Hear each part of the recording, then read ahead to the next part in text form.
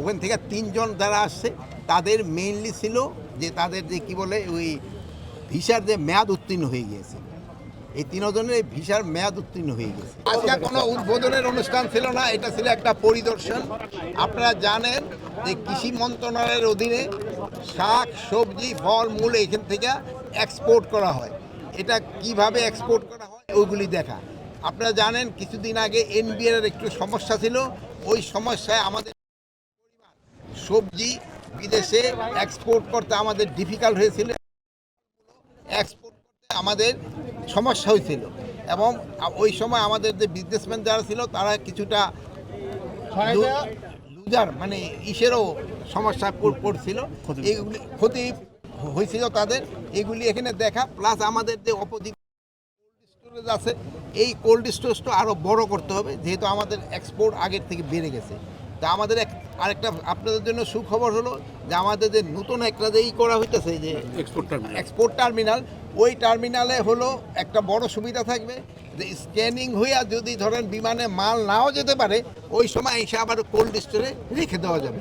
এখন কিন্তু যদি বিমানে মালটা লোড হয়ে যায় কিন্তু আমাদের ওখানে কোল্ড স্টোর নাই ওই ভিতরে, বাট নতুন এই প্রভিশনটা আছে, এটা হয়ে গেলে একটা সুবিধা হবে। আর আমরা প্লাস এই যে এখানে দেখেন পানের এখানে দেখলেন অন্যান্য সবজি, এখানেও আমরা একটা কোল্ড স্টোরটা আরও বড় করে দিতে চাচ্ছি যেহেতু আমাদের শুধু একটা আইটেমের উপরেই থাকতে হবে না, আমরা বিভিন্ন আইটেম যেন আমরা এক্সপোর্ট করতে পারি এবং কিভাবে এটা বৃদ্ধি করা যায় এই জন্য চিন্তা ভাবনা করা হয়েছে।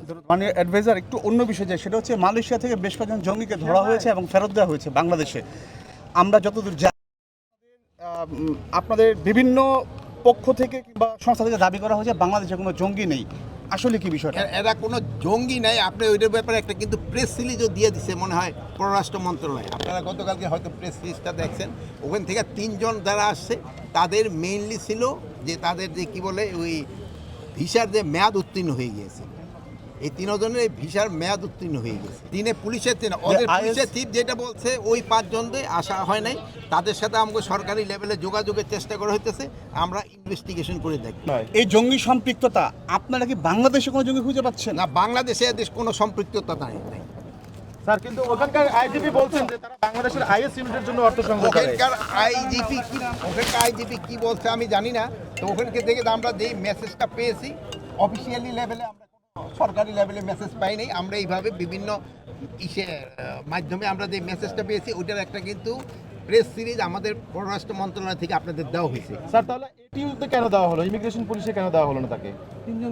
ইমিগ্রেশনের থেকে তো এটিউতে না হয়েছে, অসুবিধা কি? জঙ্গিবাদের যে অবস্থান এখন কি মনে হচ্ছে? বাংলাদেশের জঙ্গিবাদের কোনো অবস্থান নাই, এখানে কোনো ধরনের জঙ্গিবাদ নাই। আপনাদের সহযোগিতায় কিন্তু এখানে জঙ্গিবাদ নির্মূল করে দেওয়া হয়েছে। এটা ক্ষেত্রে আপনাদের ক্রেডিট সবচেয়ে বেশি। আপনারা সবাই মানে কোনো ধরনের আপনারা এই যে গত 10 মাসে কোনো একটা ইনফরমেশন দিতে পারছেন জঙ্গিবাদের?